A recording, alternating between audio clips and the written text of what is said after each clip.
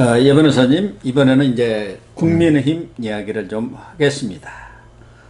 지금 국민의힘은 윤석열 후보가 선대위를 조기에 마무리 짓기 위해서, 결성하기 위해서 아주 동분서주를 하고 있는데, 김종인 벽에 막혀서 구성이 좀 지연이 되고 있습니다. 국민의힘은 선대위가 11월 5일 날 후보가 선출이 됐고, 뭐 민주당도 한 2주 정도 걸렸으니까 뭐 내주 천하 이렇게 구성하면 뭐 크게 늦은 것은 아닙니다만은, 그동안에 김종인 내 벽에 부딪혀 가지고 이 선대위 구성이 비틀거린다, 삐걱거린다, 이런 얘기가 지속적으로 나왔지 않습니까?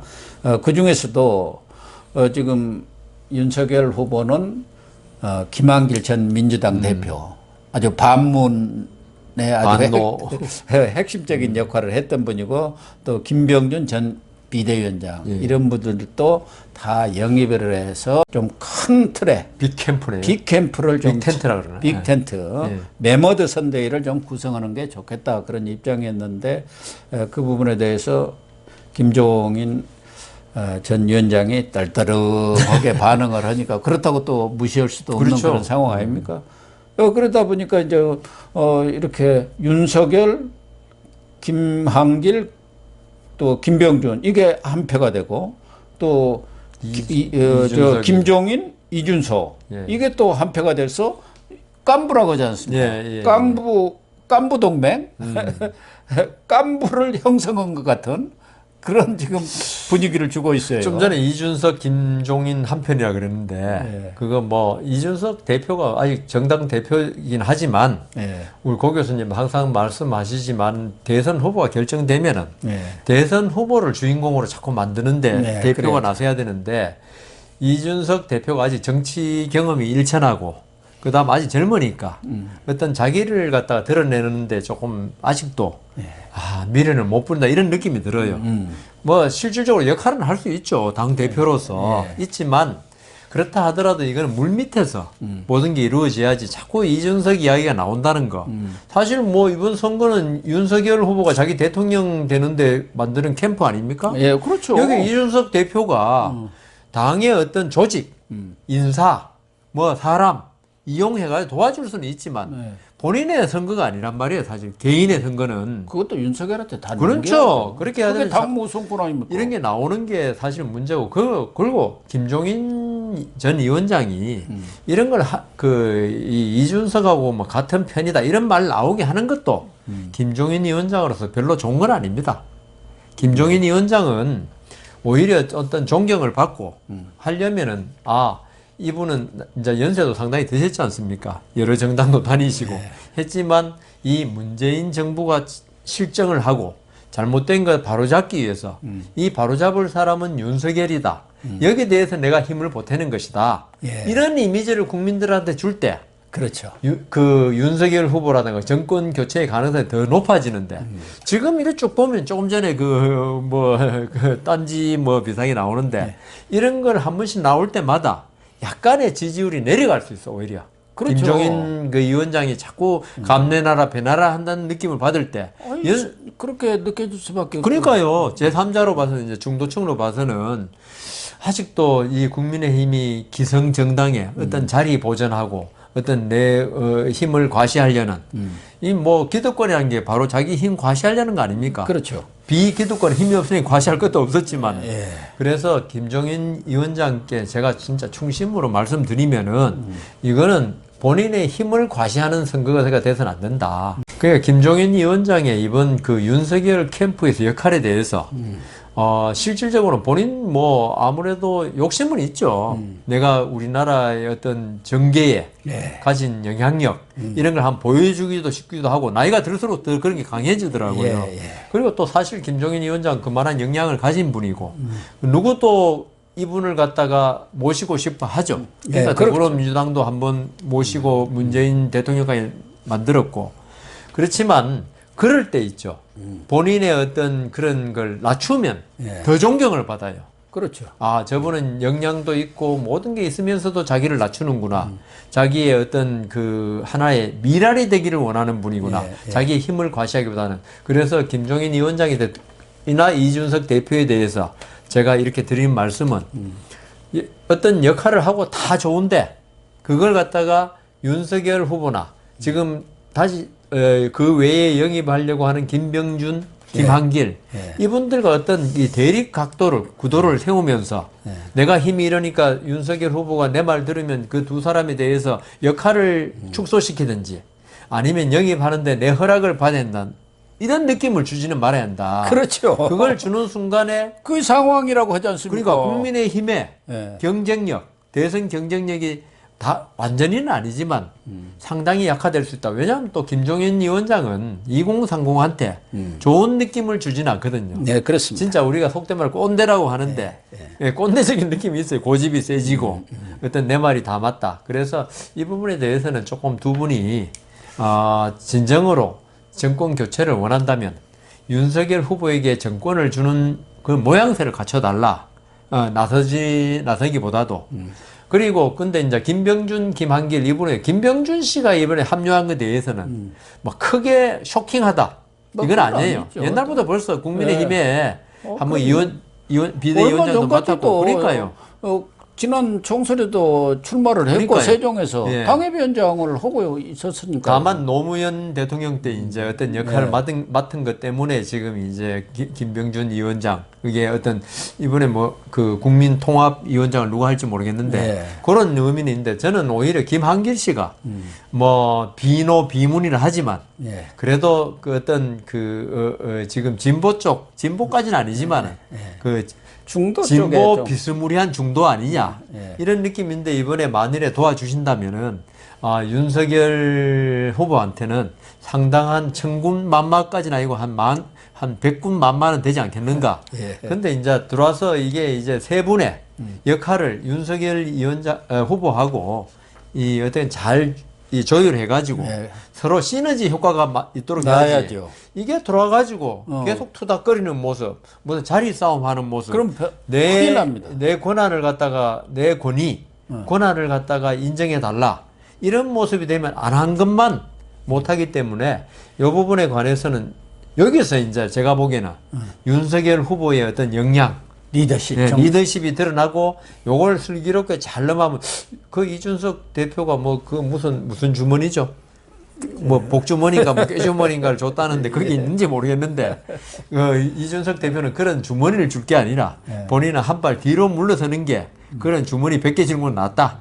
그래서 윤석열 후보가 이번에 잘 이 세 분을 나이는 어리고 정치 경력도 짧지만 대선 한 나라의 그 제1야당의 대선 후보 아닙니까? 그렇다면 이걸 잘 조율하는 모습을 보여가지고 국민들한테 이 세 분이 이 윤석열 후보를 진정으로 돕겠다는 마음이 보인다는 느낌을 줄 때 훨씬 더 이 국민의힘의 가능성 커진다 이런 생각이 듭니다. 아주 좋은 지적을 해 주셨고요. 저는 뭐 조금 긍정적으로 보면은 이 김종인 위원장과 윤석열 후보 간에 좀 선대위 구성에 어떤 것이 더 효율적이냐에 대한 또 어떤 게 구성에 어떻게 하는 것이 더 많은 지지를 끌어올 수 있냐에 대한 시각차가 있었던 것 같고요. 하나는. 그러나 지금 주로 언론이라든가 저희들이 논의하는 것은 김종인 위원장의 이준석 대표의 주도권이랄까 그런 것에 대한 염두. 또 하나는 좀 사감이 김한길, 김병준과 갖고 있는 그 두 분이 오래 정치를 하다 보면은 그렇죠. 부딪히는 면들이 많이 있어 왔잖아요. 그런 사감이 또 많이 작용한 것 아닌가 이렇게 보여집니다. 그래서 국민들 눈에 이렇게 큰 대의 앞에 정권 개최는 대의 앞에 과거에 있었던 작은 내려놔야죠. 그런 사감을 지금 그 대의를 훼손해서는 안 된다는 것 하나 오고 또 말씀하신 대로 무슨 선대위라든가 또 내년에 대선 이후에 어떤 주도권이라든가 또 공천권 바로 또 지방선거가 있으니까 그런 것까지 염두에 두고 벌써부터 김치국 마시면 안 된다. 안 된다. 예. 그런 부분을 우리 김종인 전 위원장이나 이준석 대표가 염두에 두어야 할 것 같은데 지금 전체적으로 이번 주말까지는 틀을 짜야 하거든요. 짜야죠. 더 이상 미룰 수는 없는 그런 상황 아닙니까? 네, 맞습니다. 만약 내주까지도 이게 결론이 안 나고 계속 뭐 내부에서 모락가락 하는 소리가 나오고 갈등이 표출이 되면은 이 여론은 또 상당히 악화될 수 있어요. 예, 악화되고 냉기로 흐를 수가 있거든요. 그런데 지금 흘러나온 얘기는 김종인 전 위원장도 김한길, 김병준이 합류하는 것에 대해서는 오케이를 양해를 다행입니다. 했다는 얘기가 지금 흘러나오고 있습니다. 그런 거 보면 이제 윤석열 후보가 있고 그 밑에 삼김. 네. 김종인, 김한길, 옛날 삼김처럼 또 김병준. 허대 이제 원톱으로 김종인 총괄 위원장을 하고 김한길과 김병준은 또 다른 좀 견제를 할 수 있는 역할을 맡기는 거 아닌가. 네. 그래서 지금 알려지기로는 김한길한테는 국민통합위원회라고 했는데 네. 그 명칭을 아마 국민화합혁신위로 고치는 것 같아요. 네.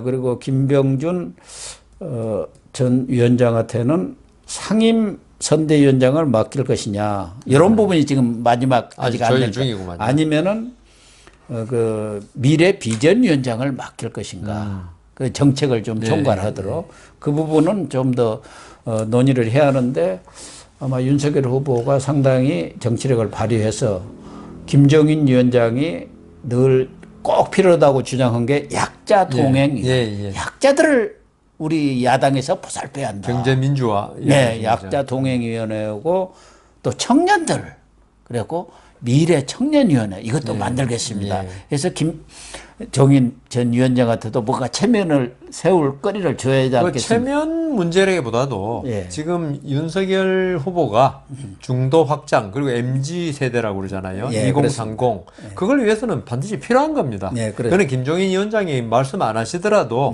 물론 4.7 재보선 때 상당히 2030이 지지했다 하지만 아직도 우리는 그게 약한 부분이 있거든요. 국민의힘으로서는 아까 40대가 그렇다 했는데 2030은 조금 이게 취약한 계층이에요. 양정당 다. 더불어민주당은 어떤 실망을 많이 줘가지고 조국 사태부터 그래서 전통적인 지지층이라고 2030이 돌아선 게 있고 그다음 국민의힘은 아직도 물론 4.7 재보선 때 지지를 받았지만 아직도 국민의힘이 완전히 젊은 정당을 지향한다. 이런 느낌은 아직 못 주고 있어요. 그래서 이거는 그 아까 말씀드린 대로 김종인 위원장의 그런 어떤 이념, 어떤 생각이 아니더라도 국민의힘이 힘을 쏟아야 될 부분이고 여기 김종인 위원장이 독일에서 공부하시고 경제민주화 많이 하시는 연구도 생각도 많이 해놓으신 게 있을 거니까 그걸 시너지를 효과를 받도록 그러니까 지금 2030들이 김종인 위원장에 대해서 꼰대 이미지를 갖는다면 이분은 고리타분하고 나이 많기 때문에 그렇다 하는데 오히려 이런 분들이 있죠. 그 어떤 혁신적인 2030을 위한 정책을 내놓고 그것도 현실적인 정책을 내놔야 돼요. 아까 이재명 그 후보 같이 이제 그러니까 그런 그래가지고 복지를 뿌리겠다 이런 게 아니고요. 2030이 정말 아파하는 것이 무엇이고 정말 2030이 앞으로 국가의 주인 아닙니까? 이 사람들이 어떻게 해줘야지 나중에 국가 주인이 됐을 때 제대로 된 국가의 주인 역할을 할 수 있는가? 그런 교육도 있을 수 있고요.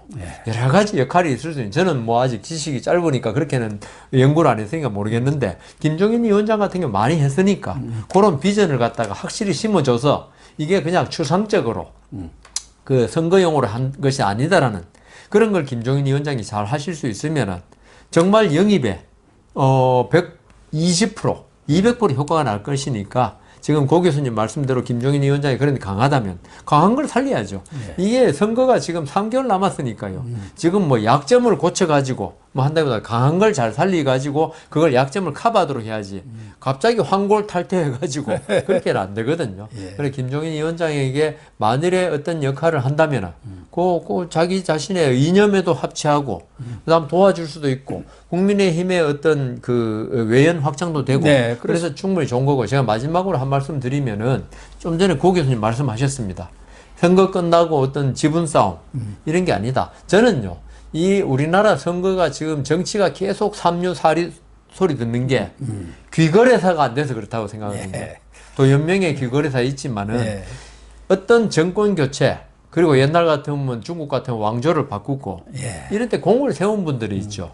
딱 그 자기가 목표했던 그런 왕조가 들어서건 지금 말하면 정권 교체가 되면요. 정권 교체죠. 고향으로 내려가셔서 낚시나 하고 책 읽고 후학들 가르치고 이런데 전념하셔야지. 예. 계속 정권 교체에 내가 제1등 공신이니까 나를 갖다가 어떻게 자리를 달라. 대우해달라. 대우해달라.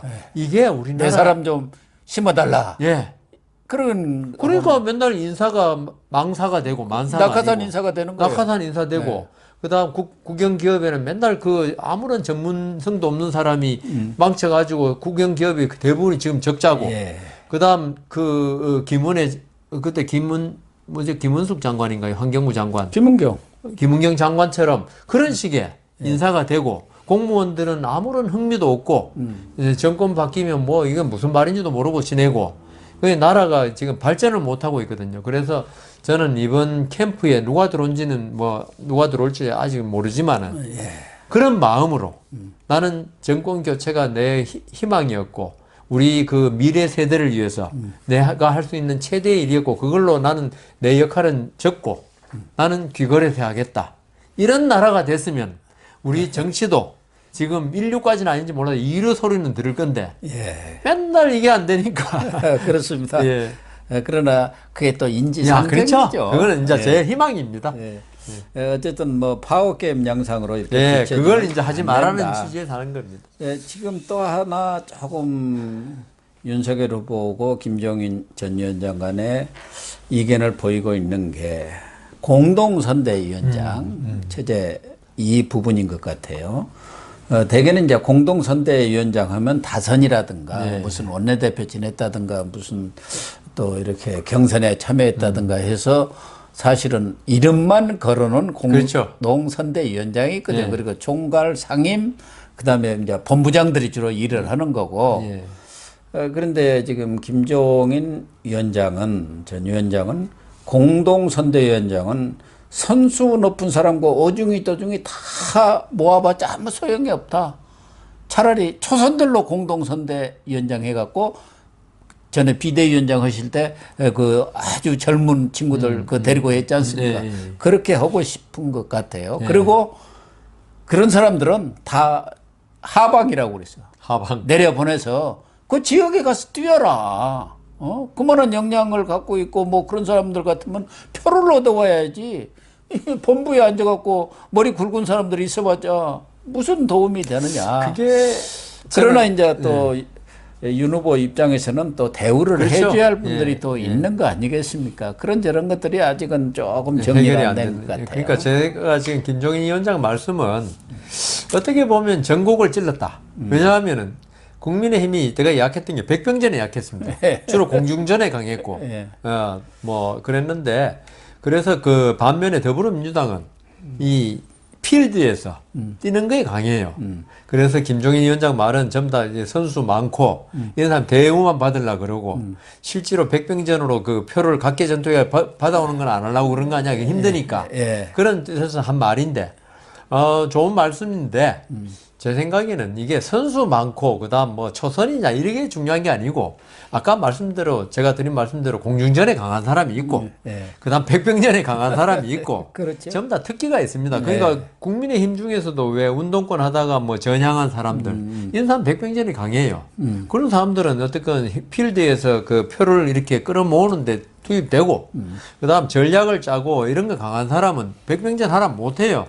그러니까 이게 전부 다 사람마다 다른 거지. 사람의 그 전문성이라든가 특장이라는 게 있지 않습니까? 그러니까 그걸 아까 제가 그랬잖아요. 그걸 살려줘야지. 대도 안 한 사람을 갖다가 백병전에 투입한다고 흥을 잃어가지고 오히려 표를 잃습니다. 그래서 그 김종인 위원장 말씀도 맞고 그다음 윤석열 후보 말도 맞는데 이걸 갖다 잘하는 게 그게 인사가 우리가 아까 만사라 그러지 않습니까? 그렇습니다. 그러니까 그 어떤 작전을 잘 짜고 전략을 잘 짜고 그다음 조직을 잘 꾸려내야지 예. 이게 누구 말 한마디가 다 옳고 틀리고는 아니거든요. 예. 그걸 잘하는 게 조직 아닙니까? 조직 잘 꾸리고 리더십 아닙니까? 그 자기가 약하다고 안 갈라는 사람도 당신 전문성이 거기 있으니까 보내고 할 수 있을 때 승복을 하도록 만드는 게 리더십입니다. 안 하려는 사람, 막 억지로 가는 사람, 설득도 안 시키고 내보내봤자 역효과 나요. 하지도 않고 가서 그냥 놀고 있어요. 예, 오히려 그런 거 몇 번 봤습니다. 예, 옛날 그럼, 선거에서도. 예. 어쨌든 윤석열 후보가 후보로서 그립을 딱 잡고 그럼요. 김종인, 이준석 두 사람을 좀 제압한 형태로 가되 그게 서로 리더십이에요. 네. 체면을 세우면서 시너지가 생기도록. 절충안을 이렇게 마련한 것 같은데 19일 날 지난번 경선에 나섰던 사람들 최재형, 원희룡, 장기표, 하태경, 박진, 박창주, 안상수 이렇게 7명은 이 국회 소통관이라고 합니다. 기자회견장이죠. 거기에서 윤석열 후보 지지를 천명을 했습니다.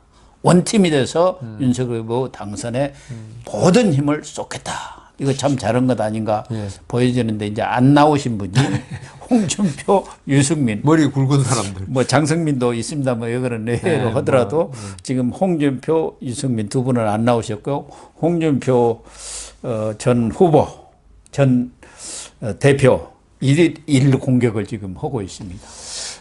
어떻게 보시나요? 그 뭐 유승민 후보는 뭐 그렇다 치더라도 홍준표 후보는 뭐 어떤 특히 여론에서 앞서고 있었는데 졌다 이런 데 억하 심정 아주 좀 억울한 점이 그 심정이 이해는 갑니다. 그래서 아니, 어느 정도 시간은 좀 필요하다고 봐요. 그런데 사람이 있죠.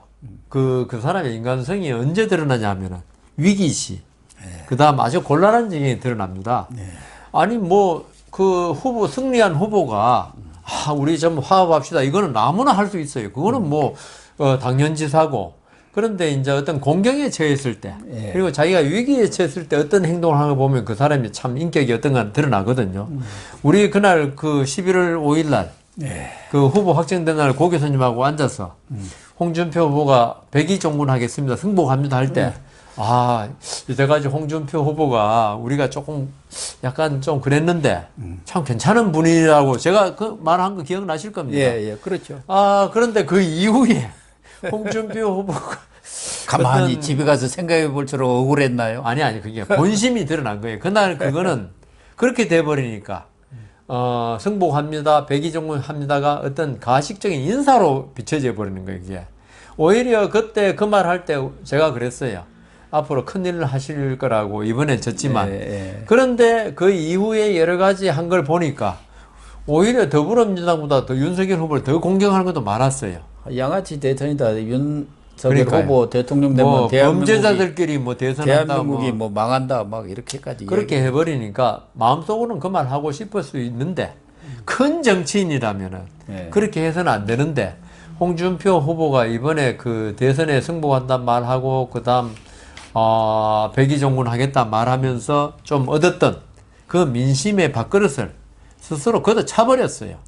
그래서 지금 홍준표 후보에 대해서는 그 이제 윤석열 후보 측에서는 2030이 많이 지지했으니까 홍준표 후보가 도와주면 그 사람들 지금 뭐 진짜 누구라도 지금 그 윤석열 후보 캠프로 지지로 끌어들이고 싶은 상황에서 그런 홍준표 후보가 그걸 알고 있는 것 같아요. 최근에 그 청년 플랫폼 청년의 꿈에 엄청나게 지금 몰려와서 그러니까요. 1000만 뷰가 지금 됐다는 거예요. 그러니까 그것 때문에 홍준표 후보가 나의 지지를 갖다가 네가 받으려면 나를 갖다가 대우해야 되는데 그냥 끝까지 가겠냐 그런 생각을 하는 것 같은데 총리 정도는 내놔야 하는 거 아니야? 뭐 이렇게 속으로 생각을 하자고 하는지 몰라도 근데 아까 제가 길거리에서 이야기했잖아요. 예.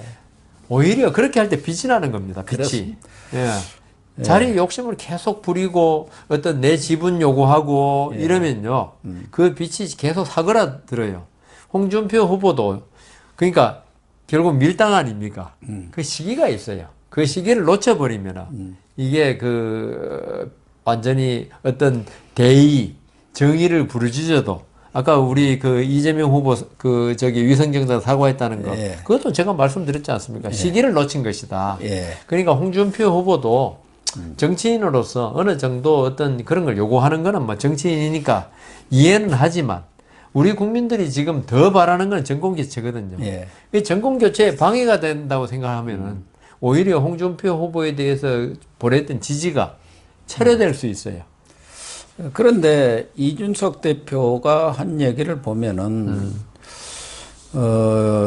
심정은 이해는 하지만 더 이상 지속되면 곤란하다 이런 제 얘기도 말이네요. 했고 또 하나는 그쪽 이준석 대표 측에서 흘러나온 얘기는 홍준표 후보를 자택을 방문해서 협조를 구했다. 그런데 홍준표 대표가 전 대표가 백의종군 하겠다. 그러니까 캠프에는 참여하지 않되 다만 정권 교체를 위해서 미라를 대겠다는 내 각오는 확고하다. 또 이렇게 얘기를 했다고 전달을 하고 있어요. 근데 그 후반부 말은 진정성은 안 느껴집니다. 지금 그렇죠. 상태에서. 예. 지금까지 홍준표 이제 의원이죠.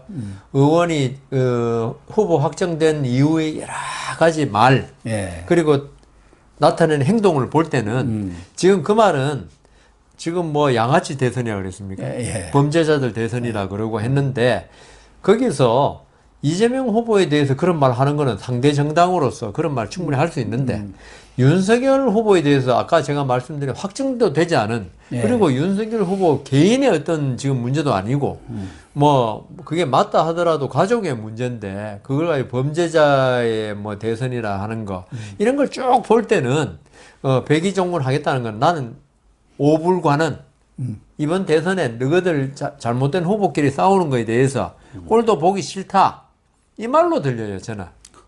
아니 정권 교체 미라를 그러니까 그 다짐을 말을 했다는 거 아닙니까? 하긴 했는데 제가 볼래 진정성이 안 느껴진다 이 말이죠.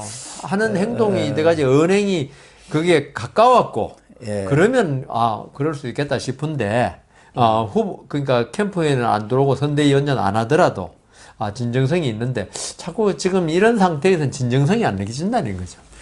아무튼 지금 다른 그 경선 후보들은 다 윤석열 후보 그럼요. 지지를 이렇게 합창해서 네. 선언을 했고 예. 지금 남은 분은 홍준표, 유승민 두 분인데 예. 저는 뭐 이분들도 궁극적으로는 이제 좀 세월이 한 달 시간이 정도 약이겠지요. 지나면은 한 달 예. 정도 지나면은 나름대로 이렇게 억울했다 할까 섭섭했다 할까 네. 그런 감정들도 사귀면서 원팀으로 합류를 하지 않겠나. 큰 결국은, 정치는 그렇게 해야죠. 예, 정권개최란 대의 앞에 예. 이걸 놓치면은 자기들 정치 못 옵니다. 그러니까요. 맞습니다. 예, 그렇게 돌아오지 않겠나 예. 이렇게 보여지고 그동안 선대위 구성을 놓고 뭐 윤석열 후보와 김종인 예.